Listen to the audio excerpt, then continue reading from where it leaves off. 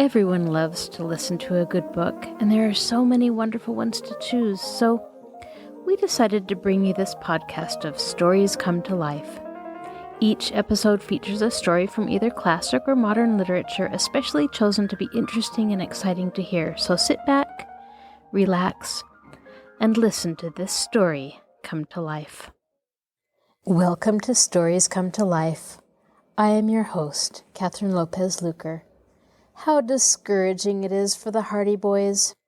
They really want to locate the stolen loot and clear the good name of Mr. Robinson. But where could it be? Like the active boys they are, they decide to take a ride along the railway on their motorcycles, just to take a break from the whole situation. It's a good thing for everyone involved that they took that ride. Now sit back, relax, and listen to this story come to life. The Hardy Boys in The Tower Treasure. Chapter 21. A New Idea. A week passed, and still the loot was not recovered. Mr. Robinson had been held for trial at an early court session. The general opinion in Bayport was that he would be sentenced to imprisonment. The fact that he still refused to tell where he had got the $900, so near the time of the robbery, weighed heavily against him. Fenton Hardy was downcast. It was the first case of its kind that he had been unsuccessful in solving completely, and although he was satisfied that he had done good work in tracking down Red Jackley and getting the confession, the result had scarcely been worth the effort. Chief Collig and Detective Smuff were complacent. They made no effort to conceal their critical opinions of the great detective, who had taken so much time trying to solve the mystery, when the real thief was right under his nose all the time. "I told you so," was the burden of Chief Collig's song of triumph. "I knew all the time that Robinson was the man. I arrested him right after the robbery, but they all said it couldn't be him, so I let him go. But I knew all the time it couldn't be anyone else. Ain't that so, Smuff?" And the loyal Smuff would dutifully chime in with, "Yes, Chief, we have to hand it to you. You had the right man all the time. I guess these professional detectives won't think they're so smart after all, eh, Smuff?" "No, you bet they won't. We can still teach 'em a thing or two." "I'll say we can, Smuff, I'll say we can." These stories, naturally enough, reached the ears of Fenton Hardy and the Hardy Boys, and they felt keenly the arrogant superiority displayed by the Bayport police officials. But they said nothing, suffering their defeat in silence. On the following Saturday, Frank and Joe decided to take an outing. "I want to get out of this city for a few hours," said Frank. "We've been so busy worrying about the Tower Mansion case that we've forgotten how to play. Let's take the motorbikes and go out for a run." "Good idea," his brother replied. "Mother will make us some lunch." Mrs. Hardy, who was in the kitchen with the cook, smiled when they made known their request. Fair-haired and gentle, she had been tolerantly amused by her son's activities in the Tower affair, but she was glad to see them return to their boyish ways. "You'll be getting too grown up altogether," she had said to them a few days previously. And now, when they had said they were going on a day's outing with the motorcycles, she hastened to prepare a substantial lunch for them.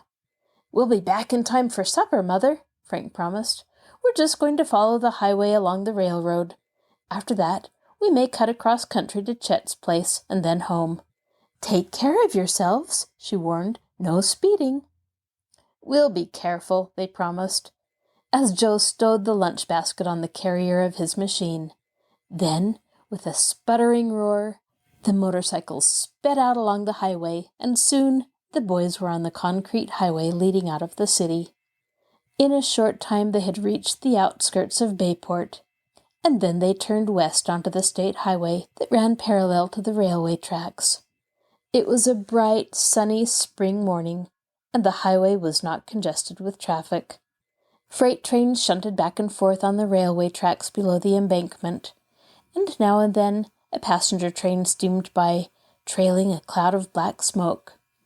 Like most boys, Frank and Joe could not help but feel the fascination of the railway, although they admitted that they preferred the comparative freedom of their own motorcycles, which were not bound to follow the steel rails, and did not have to obey the beck and call of dispatchers. Out in the open country, they put on a little more speed. The highway was like a city pavement beneath them, and the cool breeze stung the color into their cheeks.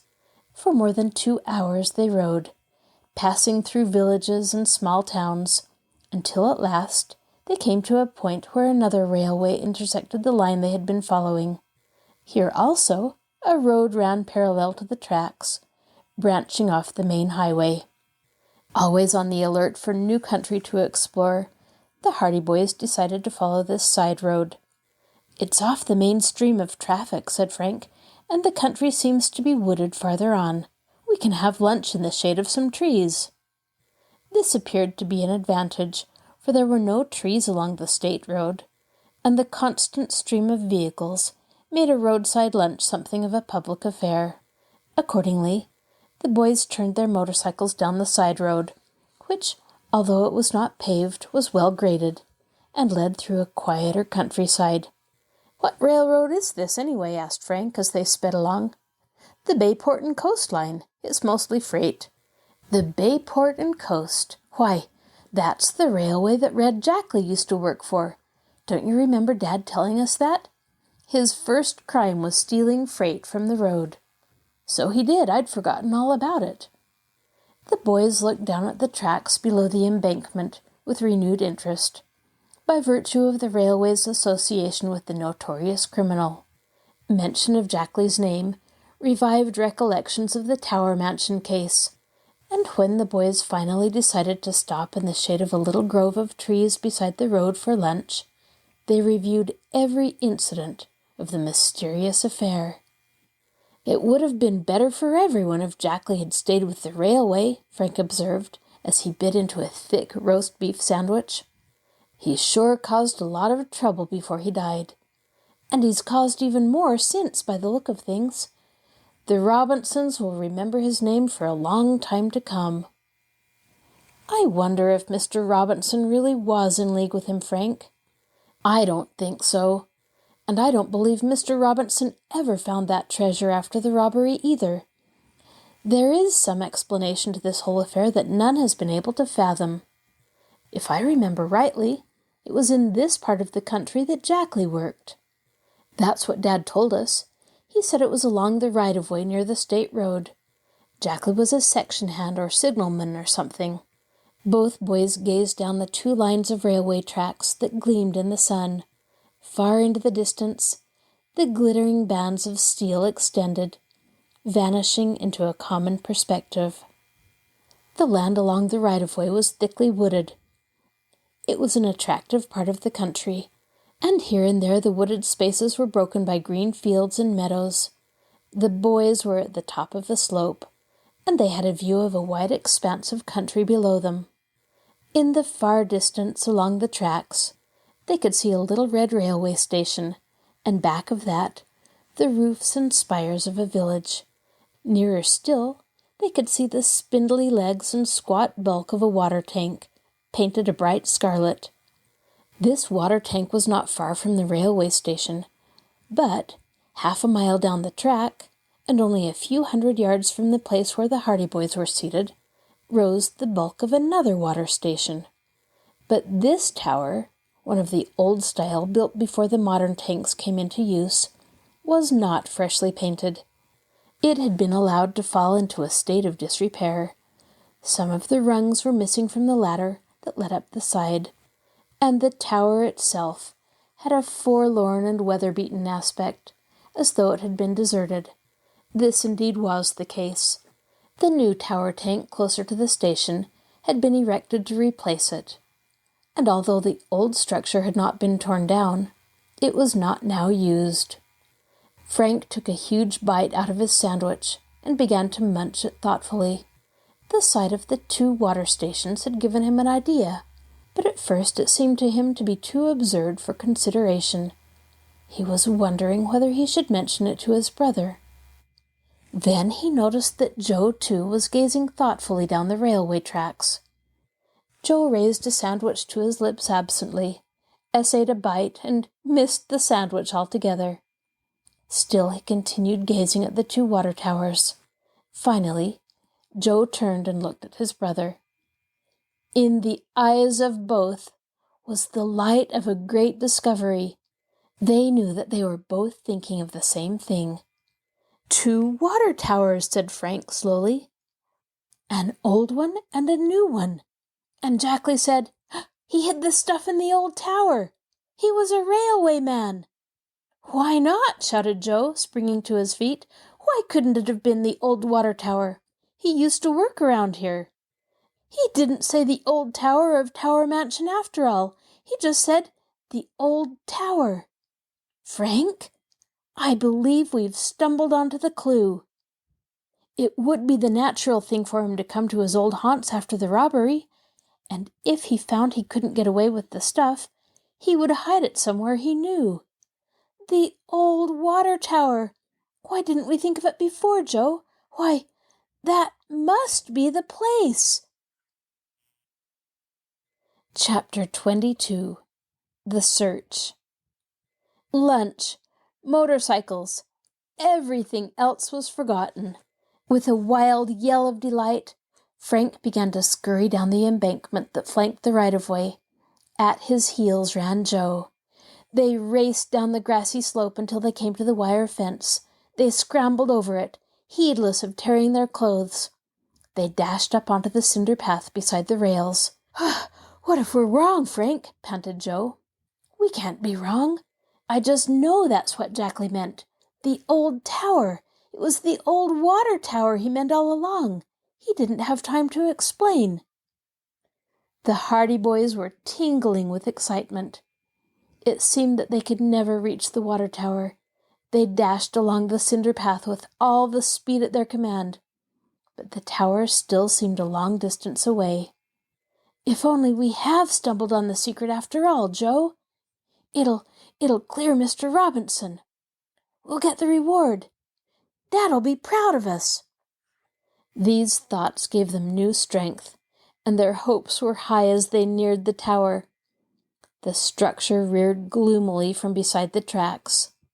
At close quarters, it was even more decrepit, even more in a state of disrepair than they had imagined.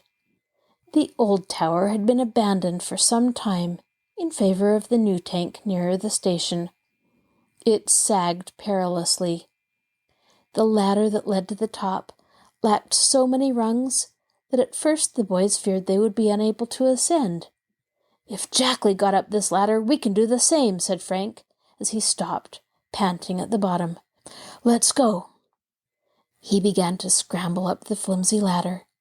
Hardly had he ascended 4 rungs than there came an alarming crack. "Look out!" Frank clung to the rung above, just as a rung snapped beneath his weight. He hung in midair for a moment, then drew up his feet and placed them on the next rung. This proved firmer, and he was able to go on. "Don't break 'em all," called Joe. "I want to be in on this."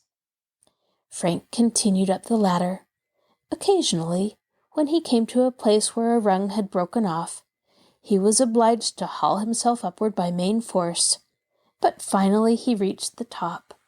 The ladder ran up along the side of the tank to the very top of the great, vat-like receptacle, and there it led to a trap door. The Hardy boys did not look down. They were high above the ground now, and the old water tower was swaying alarmingly. They began to realize their peril, for the tower was old and liable to topple over with them. But the thought did not serve to restrain them, and at last Frank scrambled over the last rung and found himself on the upper surface of the tower. He turned around and helped Joe over. Far below them lay the countryside, the green fields laid out in neat patterns, the roads in the distance like white ribbons, and the railway tracks glistening in the sunlight. The wind seemed much stronger on top of the tower, and it whistled about their ears. The flimsy structure swayed to and fro with every movement they made. The trapdoor was closed. Frank went over to it and tugged at it, but the timber was heavy, and Joe was obliged to help him. Between the two, however, they managed to raise it, revealing a dark gap that led into the recesses of the abandoned water tower. The upper part of the tank was a space about 4 feet in depth, and separated from the lower or main portion by a thick floor. Frank lowered himself through the opening, and he was quickly followed by his brother. They crouched down below the roof of the tank and peered about them in the obscurity. "It must be in here. There's no other place he could have hidden the stuff," said Frank. "Let's hunt for it, then. I wish we'd brought our flashlights." Frank, however, had matches. Cautiously he lit one. Then, crawling on hands and knees, he advanced into the darkness of the tower. In the faint glow of the match, they saw that the place was half filled with rubbish. There was a quantity of old lumber, miscellaneous bits of iron, battered tin pails, crowbars, and other things piled up pell-mell in all parts of the tower. But there was no sign of the hidden loot. "It must be in here somewhere," declared Joe doggedly. "He wouldn't leave it out in the open. Probably it's in behind all this junk." Frank held the match. They had to be careful, for the place was as dry as tinder, and any negligence might have made the whole place a mass of flames, from which there would have been no escape. In the glow, then, Joe searched frantically, casting the old pails and the old bits of board and lumber aside with reckless abandon. One entire side of the tower top was searched without result. Then, on the far side, they spied a number of boards piled up in a peculiar manner. They did not look as though they had been flung there carelessly or accidentally, but rather as though they had been placed to hide something. Like a terrier after a bone, Joe made for it. Frantically he tore away the boards. There, in a neat little hiding place formed by the wood, lay a bag. It was an ordinary gunny sack, but when Joe dragged it forth, he knew at once that their search had ended. "We've found it!" he exulted. "The tower treasure!" This must be it. Joe dragged the gunny sack out into the light beneath the trapdoor. They did not even wait to go out on top of the water tower. "Hurry!" exclaimed Frank, as with trembling fingers Joe began to open the sack. It was tied with a piece of twine, and Joe tugged at the stubborn knots. At last, however, the twine fell away, and the bag sagged open. Joe plunged his hand into the recesses of the sack, and he first withdrew an old-fashioned bracelet of precious stones. Jewelry! How about the bonds? Again Joe groped into the sack. His fingers encountered a bulky package. He withdrew it, and the packet proved to be comprised of long, imposing-looking documents, held together by a rubber band. On the surface of the outer document, when they held it up to the light, they read the information that it was a negotiable bond for $5,000 issued by the city of Bayport. "That settles it," said Frank. "We've found the treasure." The boys looked at one another in triumph. Jackley wasn't lying after all. He did hide the stuff in the old tower. And Mr. Robinson wasn't in league with him and didn't find it after it was hidden, ruminated Joe. "We can clear up the whole affair now."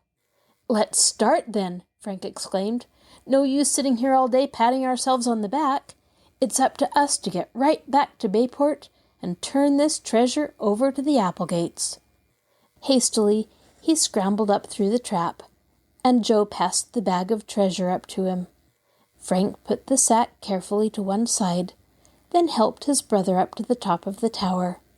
After that, he tied the treasure sack to his belt, in order that he might have the full use of his 2 hands in descending the precarious ladder. They were so excited by their momentous discovery, by the knowledge that all the days of fruitless search had now ended, that they descended the ladder at breakneck speed. The last 2 rungs of the ladder snapped under Frank's feet, and the boys were obliged to undertake a drop of 6 feet in order to reach the ground, but they hardly noticed it. Scarcely had they picked themselves up than they were off on a run for their motorcycles, parked far back on the hillside. "We've shown 'em!" gasped Joe. "Oh, I'll say we have! Oh boy, won't this surprise everybody? Now I'd like to see Dad tell us we're not cut out to be detectives. Wait till Adelia Applegate sees all her jewelry back again. She'll change her opinion of us. And wait until Herd Applegate sees his bonds back. And wait until Chief Colligan and Detective Smuff hear about it." So the Hardy Boys gloated over their prospective return, but beneath it all, they were thinking of what this discovery meant to the Robinsons. They reached the embankment, scrambled over the fence, and made their way up the slope until at last they regained their motorcycles. Although they had only partly finished their lunch, they were too excited to eat any more, so they stowed the remainder away in the basket, lashed the bag of treasure securely to Frank's carrier, and turned the motorcycles around. "What a lucky chance for us that we decided to go down this road," declared Frank. "If we'd done as we'd intended and circled around by Chet's place, we never would have found the stuff. And it's 10 chances to 1 that neither of us would have thought of that water tower until his dying day." The rest of their speculations were drowned by the roar of the motorcycles as the Hardy Boys set out on their return to Bayport with the tower treasure. Chapter 23. Adelia Applegate's Compliment. The curtain rolled down on the mystery of the tower treasure that afternoon in the library of the Applegate home. The Hardy Boys had gone directly to their father with the story of the recovery of the loot, and Fenton Hardy had lost no time in acquainting Herd Applegate with the facts. Between them, they arranged a little surprise for Chief Collig and Detective Smuff, as well as for Henry Robinson. On the invitation of Herd Applegate, the chief brought Mr. Robinson to the Tower Mansion to be faced with additional evidence, as Fenton Hardy suavely put it. Chief Collig and Detective Smuff entered the library with their prisoner between them. They had confidently anticipated that Mr. Applegate had discovered some new facts that would further serve to tighten the web about the unfortunate caretaker, and when they came into the room, there was nothing at first to eradicate this impression. Herd Applegate and Adelia Applegate sat by the huge library table, and with them were Mr. Hardy and his sons. Chief Collig did not at first notice the gunny sack lying on the table. "Well, Mr. Applegate," said the chief, fanning himself as usual with his hat, "I brought along Mr. Robinson, just as you asked." "Good. As I mentioned to you, there's been some new evidence in this case." "I knew something would turn up," grunted Smuff. "Not that any new evidence is needed, of course," declared the chief. "We got this feller dead to rights as it is. He ain't got a chance in the world. But still, it's just as good to make a real strong case of it." "I'm afraid you don't understand me," went on Herd Applegate. "This new evidence will clear Mr. Robinson, and when he is cleared I want him back in my employ again." "Huh?" gasped Chief Collig. "What's that you say?" exclaimed Smuff. "The stolen stuff has been found." "No!" "Here it is," put in Fenton Hardy, getting up and dumping the gunny sack upside down on the table. There was a tinkle and clatter as jewels came rolling out on the table, and then there was a rustle of paper as the packets of bonds followed. "Where was it found?" asked the chief. "This doesn't clear him. He probably hid it someplace." "The stuff was found just where Jackley said he hid it, in the old tower." "But the old tower was searched high and low." "There is more than one old tower," went on Mr. Hardy, "only we didn't happen to think of it at that time. It was found in the old water tower, down at the junction where Jackley used to work." Chief Collig was speechless with surprise. He gazed at Smuff, whose jaw had dropped in astonishment. "Who found it?" asked Smuff at last. "These two lads," said Mr. Applegate, indicating the Hardy boys. "They found it this morning." "Them kids?" scoffed Chief Collig. "I don't believe it." "Well, there's the stuff to prove it," snapped Fenton Hardy. "I've got my jewelry back, thanks to them," declared Adelia Applegate shrilly. "They were smarter than the whole pack of you. If it wasn't for them, the stuff would never have been found. And I was the one who didn't want to let them search the old tower, and who spoke crossly to them. Why, they're real detectives, both of them." In all the talk and excitement that followed the clearing up of the tower mystery, the Hardy boys received no compliment that they treasured so much as that remark of Adelia Applegate's. "Well," said Chief Collig, scratching his head, "I'll be bumped." He looked at Smuff. "I'll be bumped too," declared Smuff. "This beats all," said the chief. "It does," agreed his faithful satellite. "Shut up," snapped the chief. "Who asked you to say anything?" "Nobody." "Well, then, keep quiet. A fine detective you are. Why didn't you think of that? The old tower. Of course he meant the old water tower. What else could he have meant? But you wouldn't think of it. Not in 100 years you wouldn't think of it. What kind of a detective are you, anyway? Here was a case that was as simple as A, B, C, and you couldn't think of it. You let yourself be beat by a couple of boys."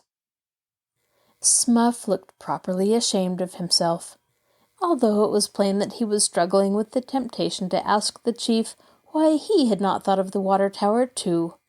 But he stifled the impulse, and thereby doubtless saved the chief the trouble of dismissing him for impudence and insubordination.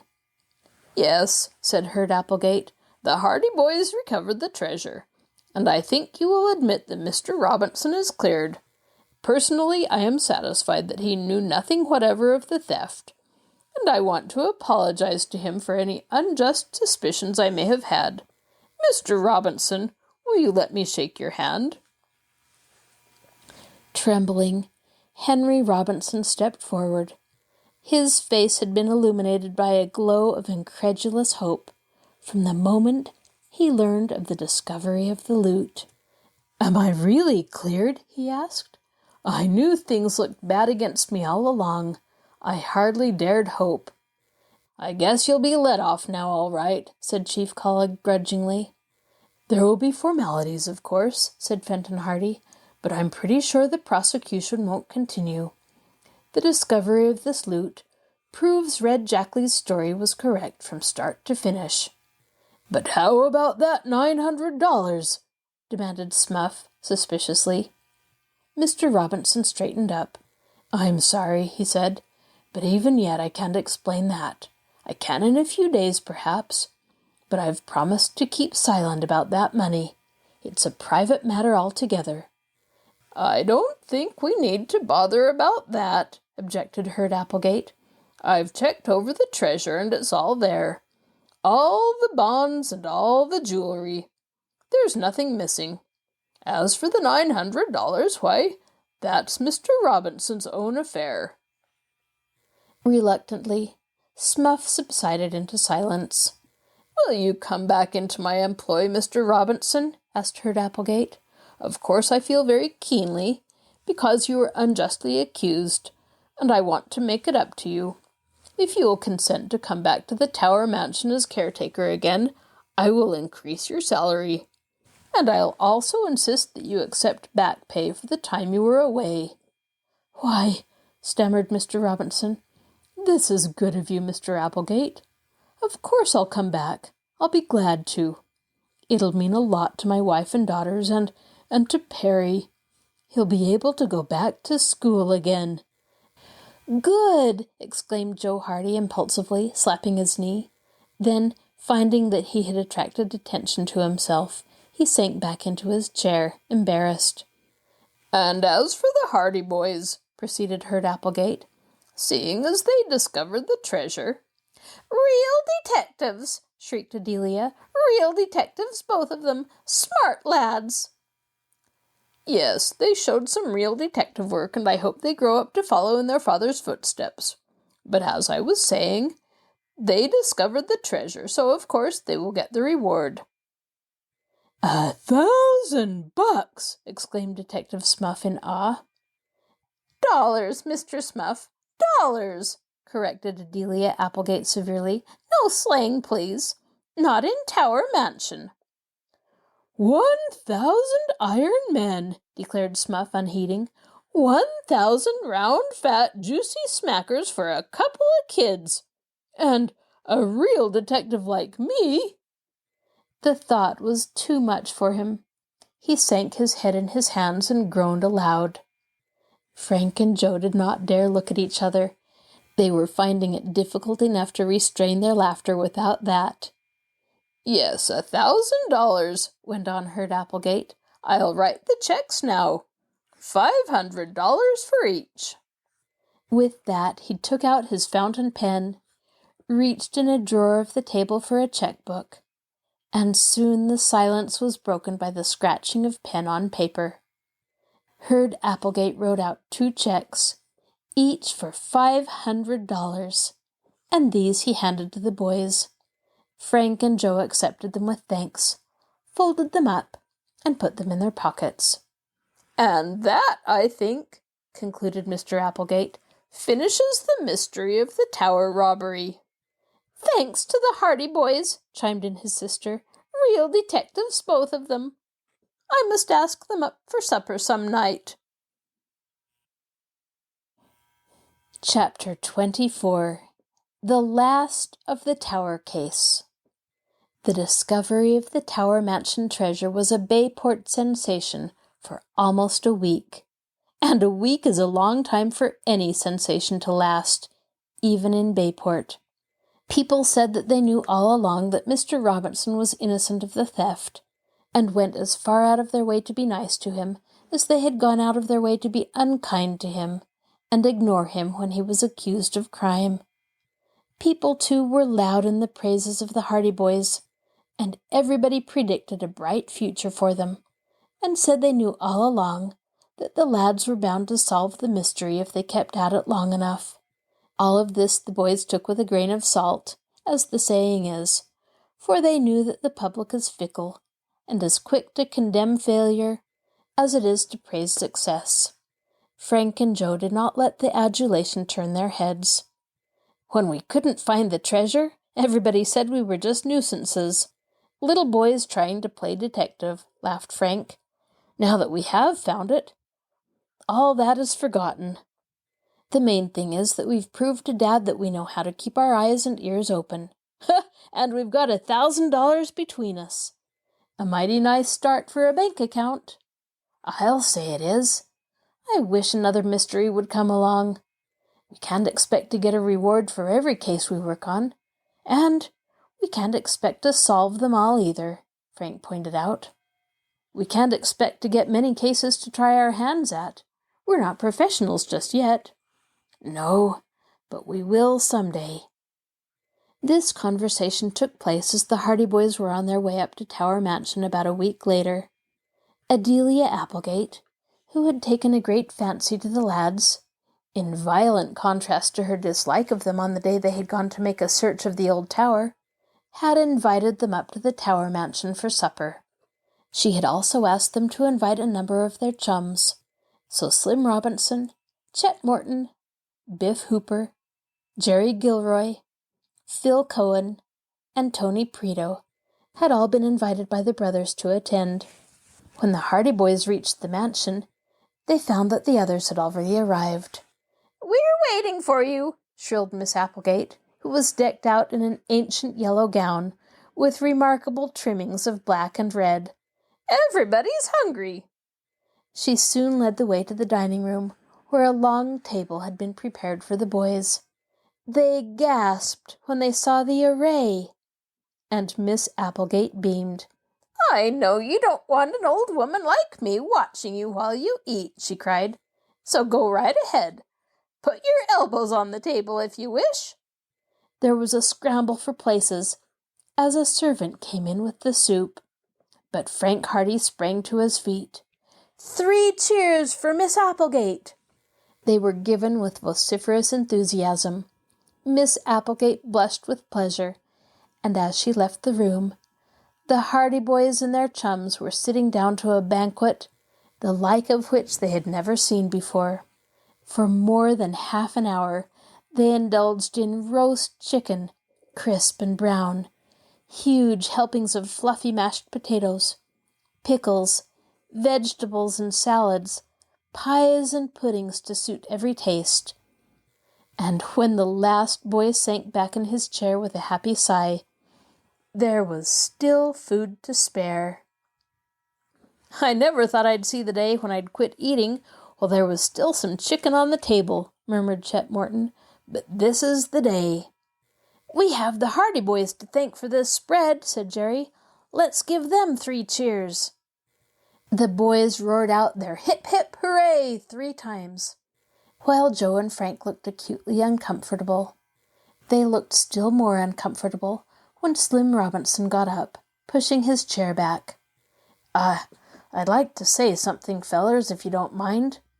"3 cheers for Slim!" yelled someone. So the boys gave Slim 3 cheers, and he gulped and blushed crimson. "Speech!" The cry was taken up. "Speech! Speech!" "I'm not going to make any speech," he said. "I only want to say something." "Go ahead." "I'm not going to hand out any compliments to the Hardy boys." Joe and Frank looked greatly relieved. They had been afraid of being embarrassed by Slim's gratitude. "Everybody knows what they've done, and everybody knows what it means to me and my family." "You bet!" "Sure." "But I just wanted to clear up one point on behalf of my father." 3 cheers for Henry Robinson! He's all right!" The 3 cheers for Mr. Robinson were perhaps a little weaker than the others, but that was only because some of the boys were beginning to show slight signs of hoarseness by that time. "It's about the $900 that he got just about the time of the robbery. He couldn't explain it at the time, and it looked bad against him." "It doesn't matter where he got it," shouted Biff Hooper. "I bet he got it honestly anyway, and if anyone says different, just let him come outside." No one else said differently. "Yes, he got it honestly, of course," said Slim. "The money was paid to him by a man who owed it to him, but Dad couldn't say anything about it because he'd promised not to. This man owed 2 other men besides my father, and those debts should have been paid first. He was afraid the others would sue him if they heard he had paid Dad. So he made my father promise to say nothing. And when my dad makes a promise, he keeps it." The boys looked at one another. To tell the truth, few of them had thought of the affair of the $900, but now that it was recalled to them, they realized that here was the final angle of the Tower Mansion mystery cleared up at last. They cheered Slim to the echo. They pounded on the table with their knives. And when Herd Applegate came in to see what the racket was about, they gave him 3 cheers and made him sit at the head of the table.